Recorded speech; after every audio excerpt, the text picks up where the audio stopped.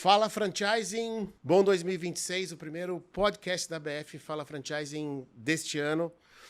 Eu sou Décio Pessim e a gente está aqui hoje com dois convidados super especiais para falar sobre tendências do setor para 2026. E os meus convidados são ilustríssimos.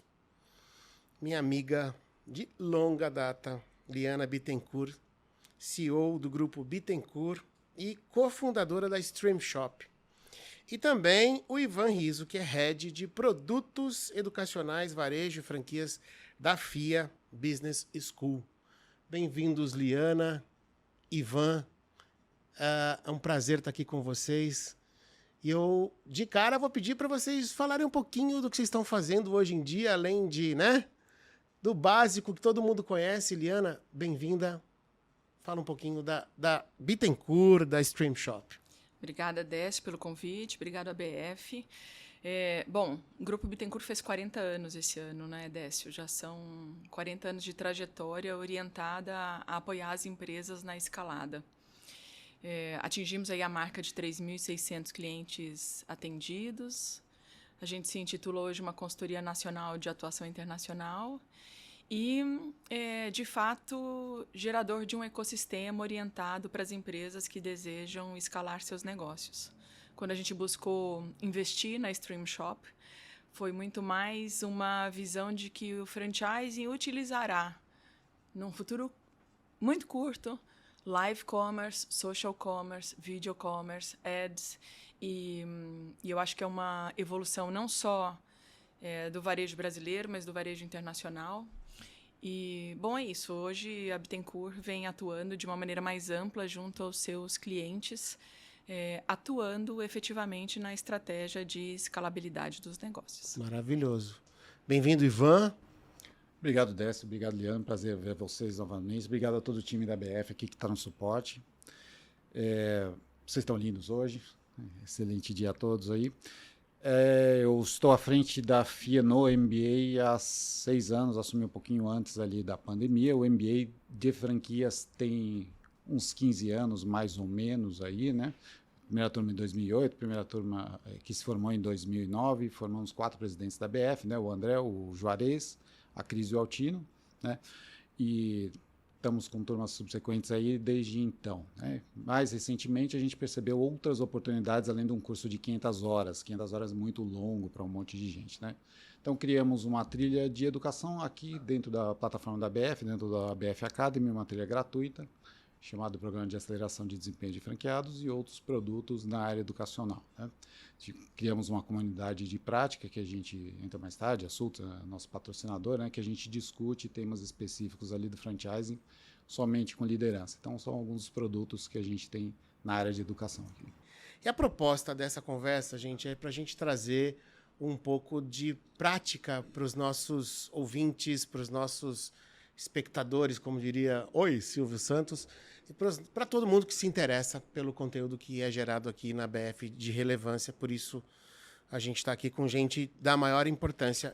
Lembrando que esse conteúdo é um conteúdo que estará disponível e vocês vão encontrar no site da BF, na íntegra, tá bom? No podcast Fala Franchising. E dizer para vocês, esse podcast, ele tem o patrocínio da Sults, tá? A Sults, que é uma plataforma que oferece aí recursos de gestão de redes de franquia e filiais com mais de 25 módulos integrados para você fazer a gestão aí da sua marca. Agradecer a Sults pelo patrocínio. Vamos lá, vamos falar sobre o mercado, as expectativas e sobre o que a gente está achando do franchising em 2026. Agora eu vou inverter. Primeiro vamos para a academia e a gente vai depois para a Liana lá, que tem pulso no mercado. Ivan, o que você tem visto aí nos últimos anos, nessa formação, nesse franchising que é pujante, que forma muita gente, que cresce? O que você tem visto e quais são as suas expectativas aí para 2026, agora, aqui que a gente está já pondo o pé no ano? Décio, a brincadeira que eu faço, eu entrevisto todos os candidatos antes deles entrarem no MBA, né? A brincadeira que eu faço é que a pessoa chega com o extintor de incêndio na mão e fala assim, olha, estou com cãibra aqui, né, de tanto apertar o extintor de incêndio, né? E aí a nossa primeira função é falar que, né, que tem sistemas de incêndio você colocar no teto, sprinkler, etc., né? Tem outros sistemas de segurança para dar essa visão mais macro, né? E a pessoa começa a se acalmar e começa a ver o todo, né? A gente tem muita gente com muita experiência de campo ali, né? Mas sem aquele conhecimento geral de gestão. Qual que é o perfil do aluno do MBA? Que, assim, Boa. quem que faz o MBA Gestão de Franquia? Quem que faz? Hoje a gente tem redes dos mais diversos tamanhos, né? Morana, Stone, as grandes redes aí, e gente de redes menores aí de 30 a 40 unidades. Normalmente, ou é o C-Level, ou o fundador, ou o crachá 001, aquela pessoa que está desde o início ali, né? Conhece cada história da organização, mas não tem o arcabouço de gestão, vem ali se instrumentalizar. Ou é aquela pessoa que entrou meio que por acidente e precisa trabalhar ali, né? Começou a prestar serviço de alguma forma, terceirização ou mesmo expansão, e resolve vir ali para conhecer mais gente, né? A gente trabalha com sala de aula invertida, então quem menos fala nas aulas são os professores, né? Todo mundo com câmera aberta aí participando o tempo todo. Estamos com mais ou menos 25 alunos, e tem gente que está se formando, gente que está entrando agora, né? Próxima turma com entrada em março aí. A expectativa é que a gente fique aí com uns 30, 35 alunos na turma. Muito bacana. Bem bacana. Liana, bora lá? O que a gente pode esperar de tendência que você está vendo? Você viajou, NRF, todo ano, a mulher internacional, não tem mais lugar para carimbar passaporte. Tá de brincadeira. Mas esse ano, só que nesse você tá vendo? primeiro período, estivemos na NRF agora, né? Que Nova York traz um pouco de tendências de varejo. Vamos em conjunto com a BF para a IFA, que é a International Franchise Association. Estaremos lá. Sempre foi, para mim, um lugar para aprender com quem faz em outras dimensões. E em maio embarco para a China, porque eu acho que olhar só o Ocidente sem olhar o Oriente, você fica míope de parte do que está acontecendo no mundo. Mas já vou há 15 anos para a NRF, e essa NRF em especial, para mim, foi bastante interessante. Eu sempre brinco que é a minha dose de ansiedade para o ano, né? Você já chega ansioso o suficiente para colocar as ações em execução. Não sei se eu posso chamar de tendência, mas eu colocaria como um item muito relevante na pauta de qualquer executivo, de fato, buscar a eficiência operacional através da inteligência artificial, e isso vai demandar uma mudança cultural bastante relevante na forma com a qual as pessoas estão habituadas a entregar os seus trabalhos e suas responsabilidades, e empresas que estão bastante fadigadas pelo excesso de mudança que a gente vem idealizando e impulsionando nos últimos anos. Então, nós temos um cenário de pessoas mais fadigadas, com tantas mudanças, com tantos novos aprendizados. E, na minha visão, vem um dos maiores impactos, que é agora o uso da inteligência artificial. Tive a oportunidade de, além de estar na NRF, fazer algumas discussões com executivos de outras empresas em Nova York. Eles falam em dobrar a capacidade de entrega. Dobrar a capacidade de entrega. Tem empresas semelhantes às nossas em outro patamar, mantendo 1/3 das contratações, reduzindo em 2/3 as contratações. Então, eu vejo que é um momento de uma mudança cultural muito importante, onde as pessoas precisam reaprender sobre como fazer.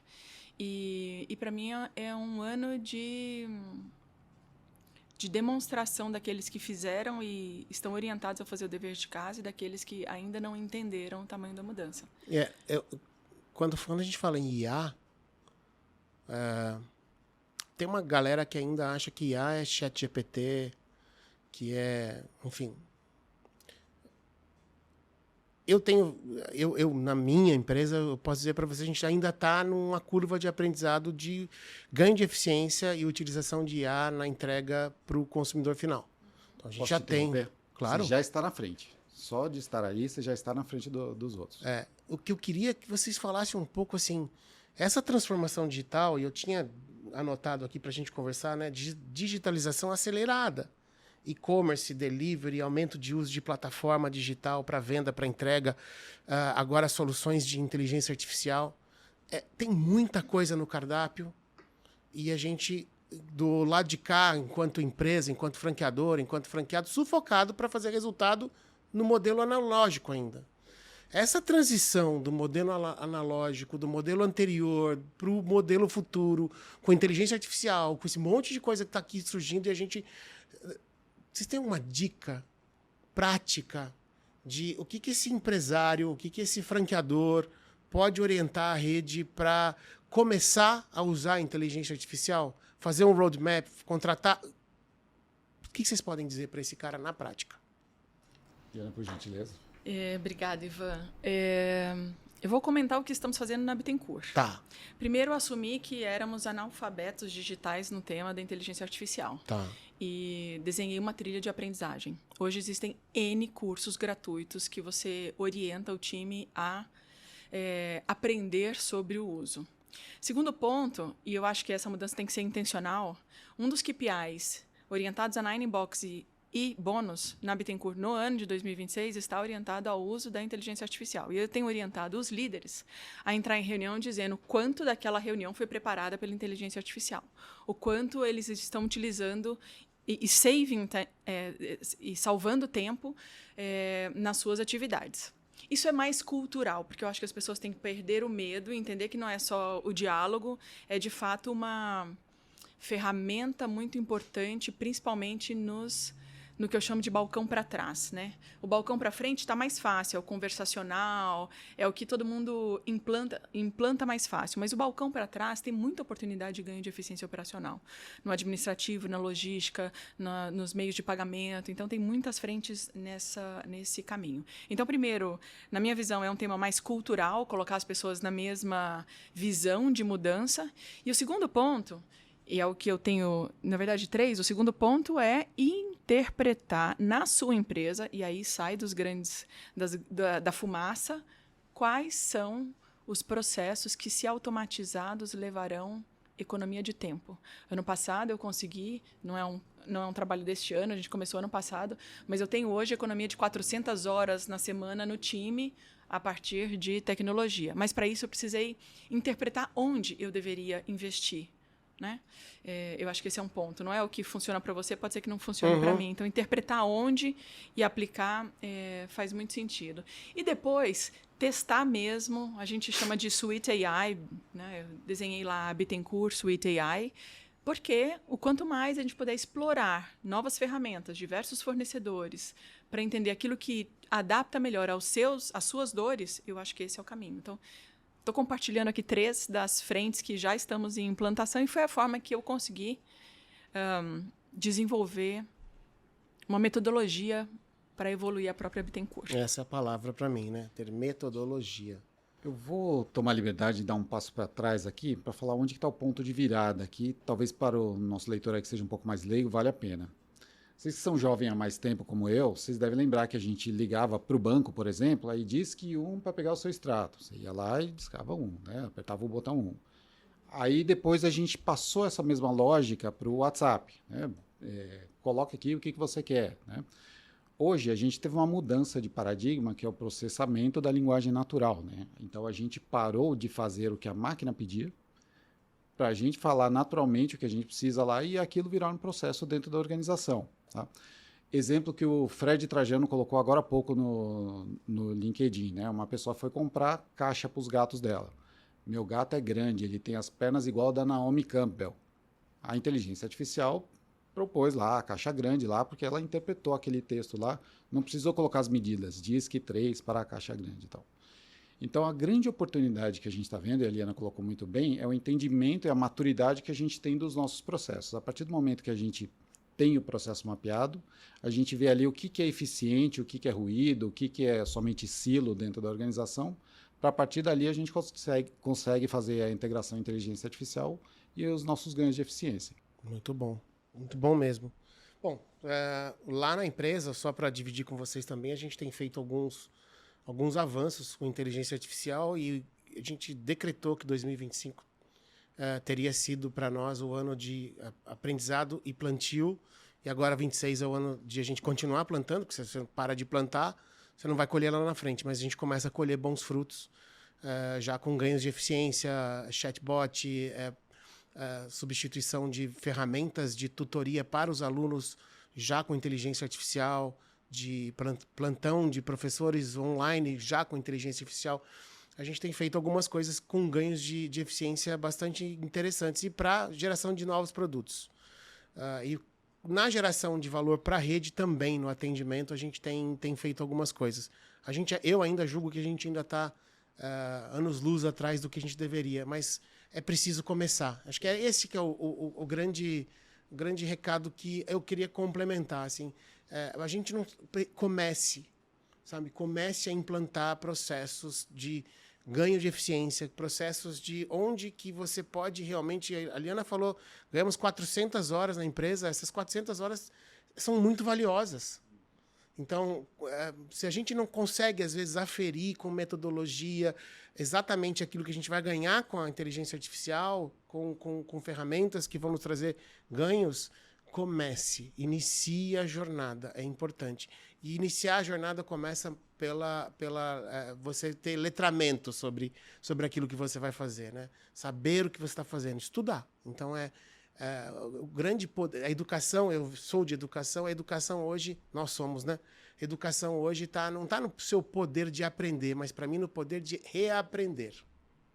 De deixar conceitos que hoje não funcionam mais para colocar conceitos que vão funcionar daqui para frente, porque o mundo mudou, né? E esse mundo mudado, a gente está falando de quantas NRFs, quantas IFAs, quantos eventos, quantas convenções e congressos da ABF, a gente não tem falado de mudança de hábito de consumidor, de mudança, de necessidade de mudança dessas empresas, das franqueadoras, das marcas. Eu queria explorar isso com vocês. De tendência, eu anotei aqui, né?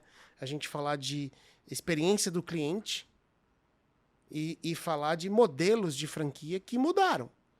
Mudaram não porque o fundador ou o CEO acharam que era importante. Vou mudar por mudar. Não, porque o consumidor mudou. Porque quando a gente se liga que o cliente final mudou e a gente não se adapta, a gente começa a ver o consumidor e o cliente de binóculo. E o legal é a gente enxergar consumidor e cliente de lupa e não de binóculo. O que vocês têm visto? Vocês podem trazer algum exemplo de mudança de hábito dessas franqueadoras, desses modelos de negócio, seja com omnicanalidade, seja com a mudança de canal, de produto, de perfil? Liana, o que você tem visto aí? Não sei se eu falaria exatamente sobre as franqueadoras, mas eu falaria do varejo em geral. Tá ótimo, é isso aí.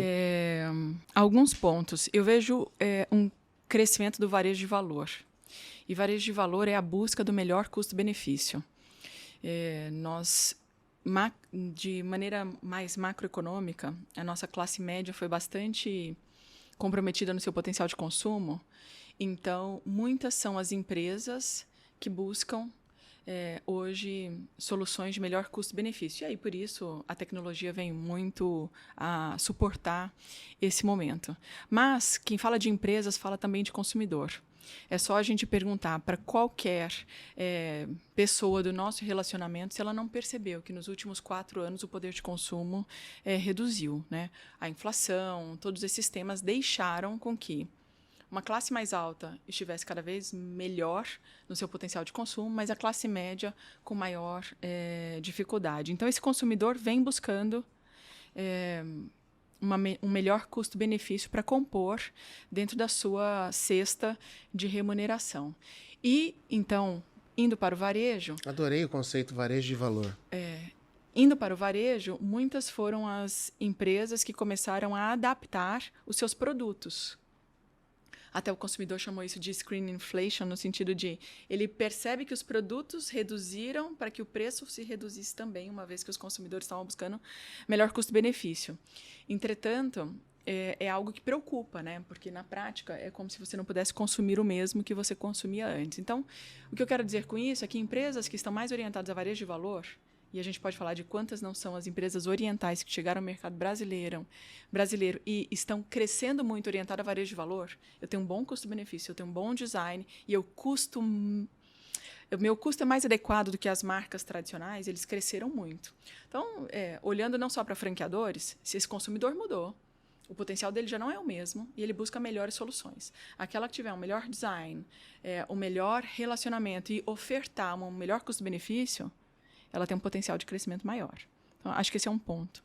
Ponto número 2, na minha visão, é o consumidor buscar muito o senso de comunidade. Qualquer um é um influenciador, os temas são discutidos amplamente e você chega a um momento que você não consegue mais distinguir aquilo que é útil ou não tão útil para a sua operação. Então, cada vez mais eu vejo consumidores buscando essa maior verdade dentro de comunidades com as marcas. Eu vou falar com esta marca porque eu confio nela sobre orientações para a corrida. Eu vou falar com essa marca e com essa comunidade porque eu confio nas orientações para... Uma vez que temos um mercado onde todos falam sobre tudo, quem tem ou não tem experiência, vejo os consumidores buscando maior verdade no relacionamento mais profundo com as marcas, que são as marcas de confiança. Então, de um lado, varejo de valor, custo-benefício, de outro, mais relacionamento com marcas que entregam essa reputação dessa verdade em relação a produtos, formas de uso. E quando a gente fala disso, o B2B também reflete o mesmo comportamento. Super de acordo. Ivan, você tem alguma... Difícil complementar a Liana, né? Não é não, Ivan. Pode complementar, sim. Pegar carona em duas falas suas, né? A primeira das marcas asiáticas que vieram no Brasil, teve um estudo da eMarketer que eu vi no Fórum E-Commerce Brasil ano passado, que a gente, consumidor brasileiro, a gente não exige das marcas asiáticas qualidade. A gente exige deles relação custo-benefício. Então, a nossa principal prioridade é vou pagar um preço justo aqui, vai ter uma performance ok. Para mim está resolvido, vou aceitar essa marca aí. A gente nem sabe a marca mais do fone, a não ser quando é Apple ou alguma coisa assim, né? A gente não liga mais para alguma coisa mais de consumo mais rápido, né? E segundo, pegando carona na comunidade, qual foi a última vez que vocês pediram pizza na loja, ir lá, pegar o cardápio, etc? Faz tempo, né? A mesma coisa está acontecendo na outra ponta, com a montadora, né? Os índices de visita às concessionárias antes da compra já é inferior a 1, né? Ou seja, a pessoa sequer para ir buscar o carro não vai, né? Já está indo receber em casa. Ontem tive com um colega que trabalha numa grande imobiliária da Riviera de São Lourenço. Apartamento de 40 milhões, ele sequer vai para o stand, né? Isso já é ofertado dentro de grupos, dentro de comunidades de pessoas que manifestaram interesse. A empresa que colocou a lupa em cima do consumidor, criou a comunidade ali, seja o grupo de WhatsApp que vai propagando ali, um chama o outro, etc. Essa sim tem uma chance maior de sobreviver do que aquela que está buscando botar mais dinheiro na primeira página do Google e achar que aquilo vai resolver a vida dela. Tem muito a ver assim, com o que eu penso. Esse senso de comunidade que vocês trouxeram e o varejo de valor cada vez mais as pessoas estão buscando valor com economia e pertencimento em comunidades. É o que eu tenho visto assim, nitidamente com os nossos clientes, que o nosso cliente é um cliente recorrente de LTV de 2 anos e meio, de média, mas se a gente não entrega isso minimamente, ele vai embora antes. Ou muitas vezes a gente até entrega e ele não percebe. Porque é uma coisa que eu digo bastante, assim, eu pergunto muito para os empresários, qual é o seu diferencial? E a pessoa fala, meu diferencial é... E aí patina. Se o seu diferencial não for de verdade percebido pelo cliente, ele é só um diferencial na sua cabeça. E aí você pode achar que você tem proposta de valor, que você tem senso de comunidade, que você tem custo-benefício, que você tem uma marca, que você tem um produto, que o seu hambúrguer é mais saboroso. Se o teu consumidor não percebe isso de fato e cria esse senso de pertencimento e comunidade que vocês trouxeram, você não tem. Você tem só alguma coisa na sua cabeça ou um papel dentro da gaveta. E dentro desse movimento de mudança que vocês estão trazendo, e aliás, uma aula aqui, e aproveitando aqui a experiência da Li e a tua experiência incrível, Ivan, a Liana falou sobre live commerce no começo, né, de uma empresa que hoje ela também é sócia. E ela falou, o futuro do franchising vai passar... Eu não estou te corrigindo, mas acho que já é o presente, viu, Liana?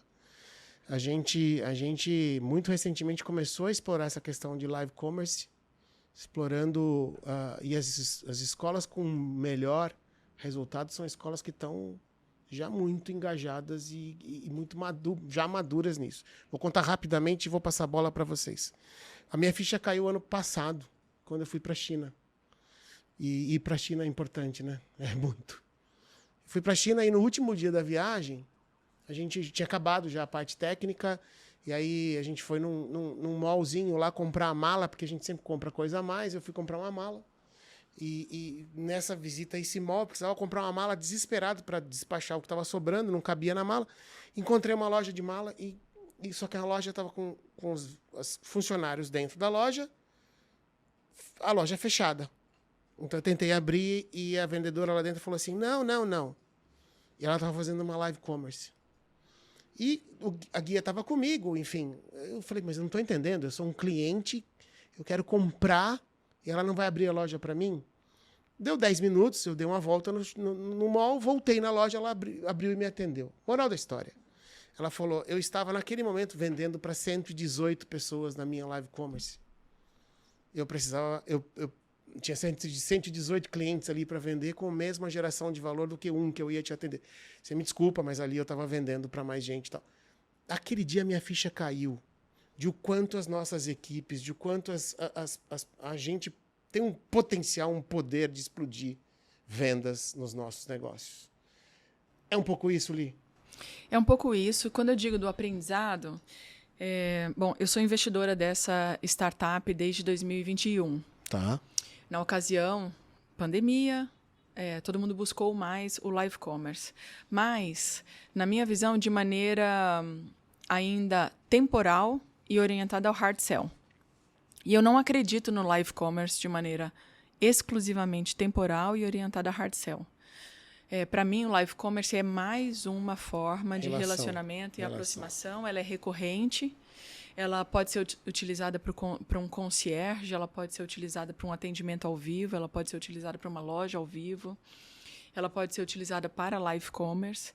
Então, existe um aprendizado. Eu ainda escuto de alguns executivos, mas live commerce no Brasil não pegou. Bom, é assim. Algumas marcas fizeram neste formato, onde tem que chamar todo o público para um momento temporal e naquele momento hard sell. Não posso compartilhar os nomes das marcas, mas nós temos marcas de lives que vendem 2 dígitos de milhões de reais em uma live. Então, quando eu olho as referências dos que sabem fazer, eu falo, puxa, a gente já aprendeu muito nesse sentido. Uhum. Mas, de novo, para mim, live não é a questão só temporal. É uma ferramenta que todo shopping deveria ter, é uma ferramenta que todos os franqueadores deveriam ter. Mas exige essa adaptação. E exige também um compartilhar de poder. Porque é permitir que a ponta faça a interação com o consumidor naquela vizinhança.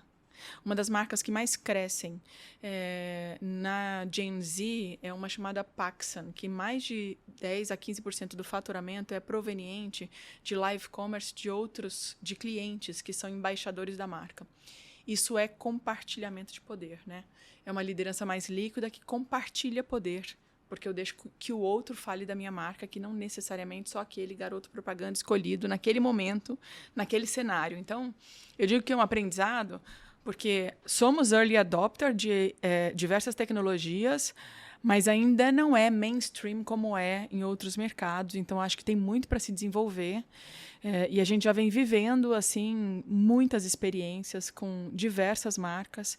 E acho que esse aprendizado de quase 4 anos, não só no live commerce, mas utilizando ela como ferramenta de relacionamento, é algo muito que vai contribuir com as empresas, sabe? Não tenho dúvida também. Ivan, você tem... Complementar o que a Liana colocou aqui em termos de estruturas. A gente precisa empoderar a ponta efetivamente para que ela consiga fazer uma entrega condizente com a marca, né? Décio, você deve conhecer uma marca aí que o cara foi buscar lá Santa Cruz e ele era de Santa Cruz de la Sierra e foi comprar. A história que você contou não foi esse ano, foi ano passado, né? Faz uns 3 anos já. Então, para quem não está familiarizado, depois o Décio comenta aqui, senão eu vou estragar a história, né? Melhor ouvir da boca dele. Mas eu queria trazer um elemento aqui. Há 3 anos eu levo os alunos dos MBAs Varejo e Franquias ao Brás, né? Inclusive, aproveitar e mandar um abraço para a Angelina Stockler, que você deve conhecer também aqui, que nos recebe tão bem lá. Um abraço para ela. Um desses e-commerce chineses, ele abriu o seu escritório logístico lá. Você sabe quantas retiradas eles fazem ao dia lá? Tem ideia?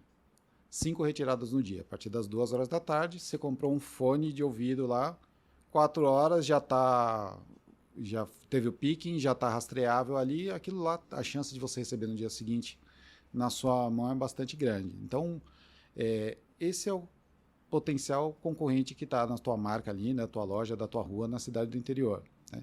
É um cara que vem com uma estrutura muito grande. Então, se você não der suporte, você como rede, para essa pessoa que está fazendo o social selling lá na cidade dele, a chance de o tiro sair pela culatra é bastante grande. Essa história que o Ivan trouxe sobre Santa Cruz e Santa Cruz da Sierra foi quase que uma piada que deu muito certo lá na empresa. Então, só para deixar claro, a gente tem uma escola no Rio de Janeiro, no bairro de Santa Cruz, No Rio de Janeiro. no Rio, uma das nossas maiores escolas, os queridos franqueados do Melo e da Lu, e caiu um lead de Santa Cruz de la Sierra. O bot mandou para lá, ao invés de mandar para a escola geral, mandou para Santa Cruz. E eles fizeram uma venda fizeram 8 matrículas para Santa Cruz de la Sierra no curso de espanhol. Eu falei, tem alguma coisa errada. Eles venderam. Então, assim, é sobre isso que o Ivan falou. Às vezes a gente acerta em algo que realmente, quando você tem essa questão de cultura, de valor, de geração de valor, como vocês falaram, propósito, isso foi incrível. Então, eu contei isso uma vez numa roda de amigos, ele trouxe aqui no podcast, mas tudo bem. Gente, tendência para 2026, que é aqui o nosso núcleo da conversa, eu costumo falar que o franchising ele tem lá 3 mil franqueadores, arredondando, 60 franquias em média por marca. E para esse franqueador médio que tá escalando, a gente sempre tem uma série de aprendizados, né? Assim, a minha marca já passou por isso, muitas marcas já passaram por isso, e eu estava pensando assim, o que a gente pode falar para esse cara que precisa escalar, para essa marca que precisa vender. Eu vou começar por mim e vou passar para vocês, tá? Porque muitas vezes a gente fica muito mais seduzido pelo Pix da taxa de franquia, que é mais necessário do que o core business, que é a relação e, enfim, o fruto comercial dessa relação com a rede, e acaba cometendo alguns erros na jornada, no crescimento. E eu digo o seguinte, na montanha, se você errar, você cai, né? Não é porque eu escalei, subi o Everest e tal, mas eu falo muito disso porque a montanha trouxe muito aprendizado para mim. Você não pode pisar em falso, porque a chance de você cair e não voltar é muito grande. Existem muitos aprendizados de quem já subiu. Então, ouvir quem já subiu é muito importante. Não abrir mão da qualidade na entrega, o que vocês falaram, né? Não abrir mão de oferecer valor, não abrir mão de ser muito correto com a sua rede, com seus franqueados, e buscar esse entendimento de senso de comunidade. B2B com a rede de franqueados e B2C com seus consumidores finais. Tudo isso vem de um negócio chamado relação com a rede, e eu acho uma palavra mágica que é o centro de você conseguir se dar bem no franchising e no varejo de rede, que é engajamento. Engajamento do líder, do franqueado, da equipe e do consumidor final, do cliente. Sobre engajamento, em momentos onde todo mundo fala 2026 vai ter eleição, 2026 vai ter um carnaval, não sei o quê, 2026 tem Copa do Mundo, tem um monte de gente querendo jogar água no nosso chope, né? Para o varejo, para o negócio, para tudo, não só para o franchising. Eu estou experimentando um 2026, embora muito no comecinho, muito diferente, porque a gente está trabalhando muita força de propósito e de valores, como a gente aqui discutiu. O que vocês têm visto e o que vocês podem dividir com as pessoas que estão nos ouvindo e nos vendo, que pode fazer a diferença de verdade em 2026? E aí não tendência. Gente, um botão, 2 botões que você pode apertar, que pode, na prática, fazer o teu negócio ir diferente. Ivan? Boa educação manda ser a Liana, mas tudo bem, quer inverter. Me dá mais tempo para pensar. A gente testou um formato novo ano passado, chamado Comunidade de Prática. A gente chamou 10 marcas, líderes de 10 marcas diferentes, né? Como a gente sabe, a liderança ela é sempre solitária, né? Eu não tenho ali com quem trocar, né? E às vezes as pessoas ficam no escuro. E aí, algumas marcas manifestaram para a gente que eles queriam saber o que era possível fazer visando a retenção de mão de obra na ponta, que parece que é um problema crônico de todas geral. as redes. A sua reação mostra que é verdade. E aí, eu falei, vamos fazer o seguinte, vamos ver o que vocês fazem, o que vocês acham mais eficiente. A gente passou uma pesquisa para todos os participantes. Eles escolheram lá no Ninebox os de melhor performance e eles mandaram a pergunta: quais práticas e atitudes vocês tomam que vocês acham que são as mais eficientes para retenção de mão de obra? Pegamos todas as respostas que vieram das 9 redes, 3 ou 4 respostas por rede ali, né? Catalogamos tudo, colocamos num software de análise de conteúdo que eu usei no doutorado lá, serviu para alguma coisa, né? Ter estudado. E aí a gente agrupou em algumas categorias. A categoria que foi unânime para os top performers, né, para os melhores franqueados de todas as redes, foi reconhecimento e valorização. Do pessoal que trabalha Do pessoal que trabalha na ponta, né? Quem está na linha de frente. Se você tiver formas de reconhecer e valorizar quem está na ponta, você já sai na frente de todo mundo, né? Melhor do que qualquer outra ferramenta e engajar o colaborador da ponta. E tem uma beleza nisso, Décio. Não depende da rede, não depende de nenhum programa, não depende de nenhum estímulo externo. É o gestor ali daquela unidade com o seu time. É uma coisa impressionante. A gente se surpreendeu, 9 redes ali que a gente recebeu as respostas. Tivemos mais de uma resposta por rede ali, a média foi 3. É impressionante, Ivan, o que você está falando. Já vou passar para a Liana. Mas eu abri um treinamento agora, em janeiro, 700 pessoas numa sala da minha rede, e quebrei um pouco, como sempre faço, quebrei o protocolo e saí andando e fui perguntando qual o seu sonho para 2026. E um desses meus franqueados, eu sempre achei que a resposta viria dentro do óbvio de bater a meta, formar X alunos, não sei o quê, rematrícula. E o primeiro que me respondeu, ele falou: ter uma equipe completa e engajada, porque eu não consigo mais reter as pessoas comigo. E aí, aquilo foi aplaudido pelos outros centenas de franqueados que estavam na sala.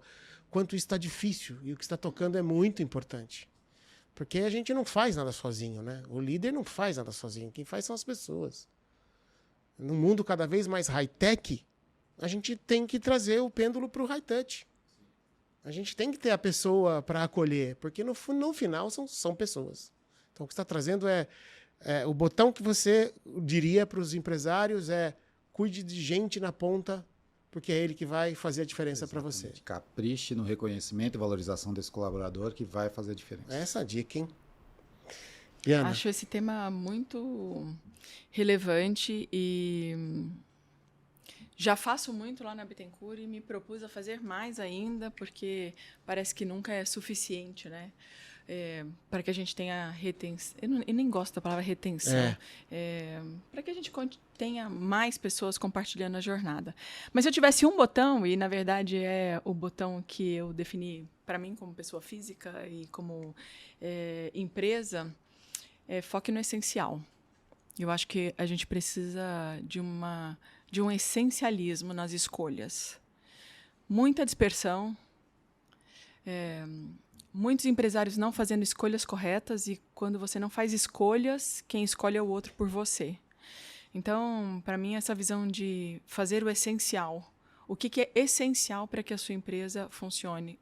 Os empresários precisam parar para pensar no que é essencial. A gente está fechando o planejamento da Bittencourt e eu não permiti, e aí isso foi um pouco top-down, que nenhum diretor tivesse mais do que 5 projetos. Não me traga 10. Você não está fazendo as escolhas corretas. Tem a ver com o básico bem feito? Eu não sei se é o básico bem feito, porque eu não sei se é fazer o básico. Às vezes o essencial não é o básico, mas você tem que escolher aquilo que é essencial na sua companhia. Às vezes, essencial é você reconstruir algo que você fazia de um jeito e agora você vai ver de outro jeito. Isso é fazer o básico bem feito? Eu acho que não. É fazer o essencial. Para mim, é além disso, assim. Se você olhar, quem não está crescendo 2 dígitos, para mim, não está crescendo.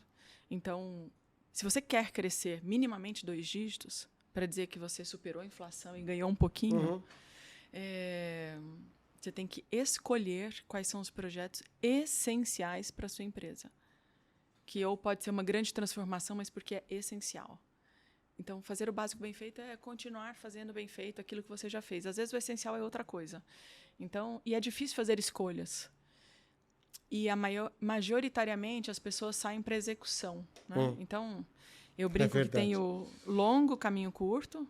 Eu paro para pensar um pouquinho mais, mas o meu caminho vai ser mais curto porque eu tomei as decisões corretas, ou curto caminho longo.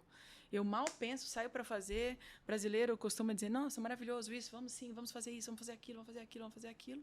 Acaba o ano, você se deu conta que passou o ano, sua agenda estava tumultuada, você não conseguiu se concentrar. Então, a gente tem que evoluir na condição de dizer não. Por mais impolite que seja, eu acho que um CEO, um founder, precisa fazer as escolhas daquilo que é vital para a sua companhia. Então, essencialismo tem sido a minha bandeira. Incrível como a tua bandeira conversa muito com a minha bandeira. O meu botão, a minha escolha, ela está muito voltada para... É muito parecido com o teu essencialismo, mas é a palavra que eu adotei para poder ser melhor ser humano. A gente não consegue ser melhor líder se a gente não for melhor ser humano. A gente não consegue ser melhor marido se a gente não for melhor ser humano. Tudo a gente tem que ser melhor. E para ser melhor, a gente precisa estar equilibrado. A minha palavra é equilíbrio. Equilibrado nas escolhas, equilibrado corpo, mente, alma, para quem acredita ou não, espírito. Se equilibrar é algo importante para que a gente possa equilibrar a equipe. Essa ficha, para mim, caiu há alguns anos, de algo que a gente tem um risco muito grande, que é ligar a nossa vida no piloto automático. A gente liga no piloto automático e sai fazendo um monte de coisa. Faz de tudo, quer fazer 10 projetos de uma vez, quer fazer muita coisa ao mesmo tempo, quer abraçar o mundo. Mas isso eu chamo de ligar no piloto automático. Quando a gente liga no piloto automático, tem um risco gigantesco de a gente achar que está fazendo outras coisas e não está. Achar que está sendo um bom marido e não está. Achar que está sendo um bom empresário e não está. Achar que está sendo um bom pai e não está. E aí a nossa desculpa é sempre, mas a minha vida é muito corrida, o dia a dia me engorda. Quando no voo eu parei para prestar atenção numa frase, aquilo mudou um pouco algumas coisas que eu conceituava. E a frase foi: em caso de emergência, máscaras cairão automaticamente. Coloque primeiro em você. E depois, se tiver alguma criança do seu lado. Se a gente ouve isso tão automático, por que primeiro em mim? Se eu quero salvar a vida do meu filho, de quem está comigo? Porque se você não estiver bem, quem está do teu lado não vai conseguir estar bem. Se o líder não estiver bem, a equipe não vai estar bem. Se o arrimo de família não estiver bem, você entendeu? Então você líder, você franqueador, você tem que fazer escolhas certas.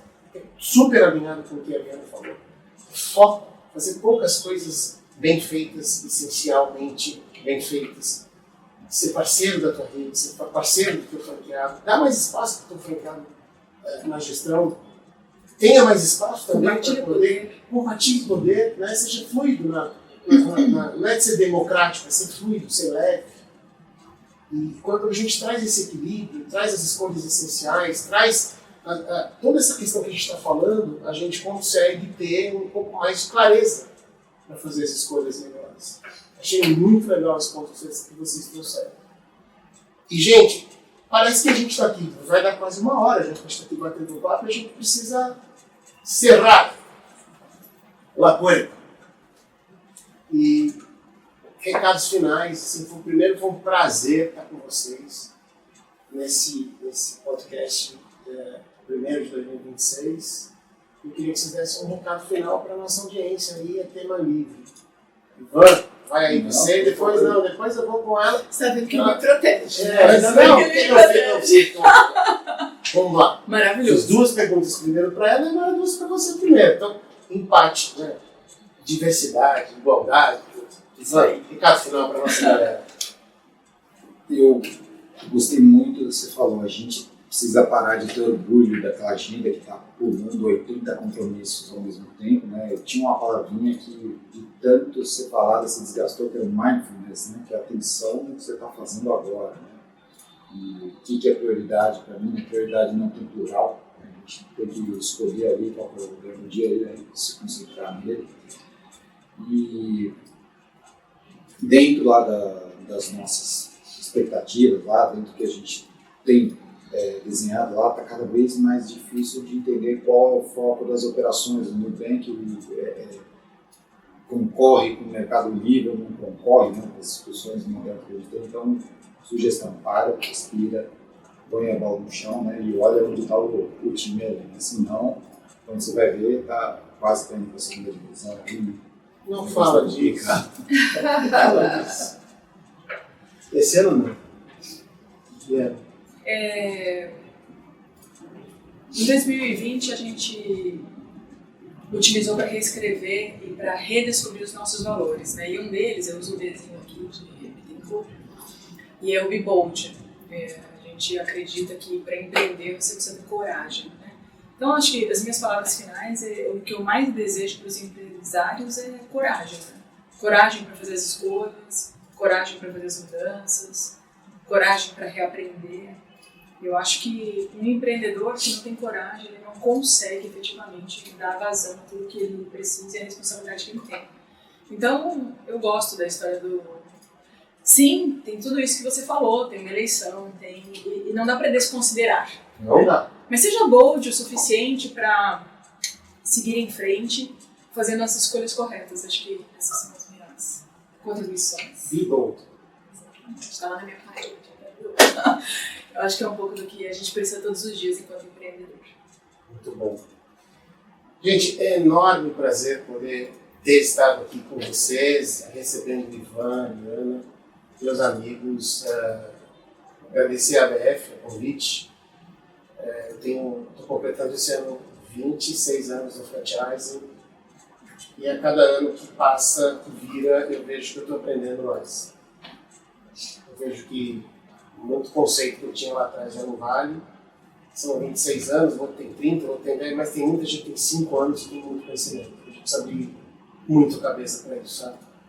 Tempo de casa, tempo de estrada é importante, mas não ganha jogo sozinho.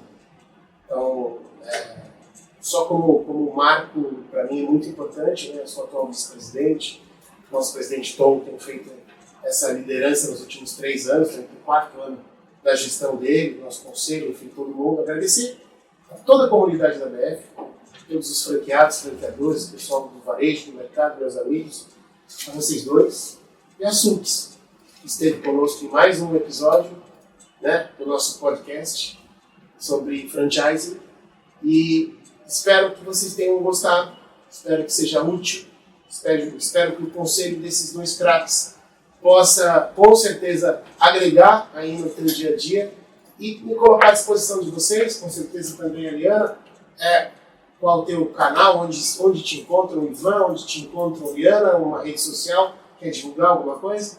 Liana. As minhas redes sociais é Liana Bittencourt. Liana Bittencourt. E Grupo Bittencourt. E Grupo Bittencourt. Então, para acessar a Liana Bittencourt e Grupo Bittencourt. E o Ivan? Meu Instagram, prof.ivanriso. E estar aqui no LinkedIn e Ivan Riso, mais fácil. É isso aí. Prof. Ivan Rizzo e Ivan Rizzo. E o meu, @DécioPecim. É por aí que vocês encontram, com certeza. Manda um oi sumido, manda um oi. E a gente vai falar com vocês. Um beijo, um queijo e uma patinha de caranguejo. Valeu, obrigado.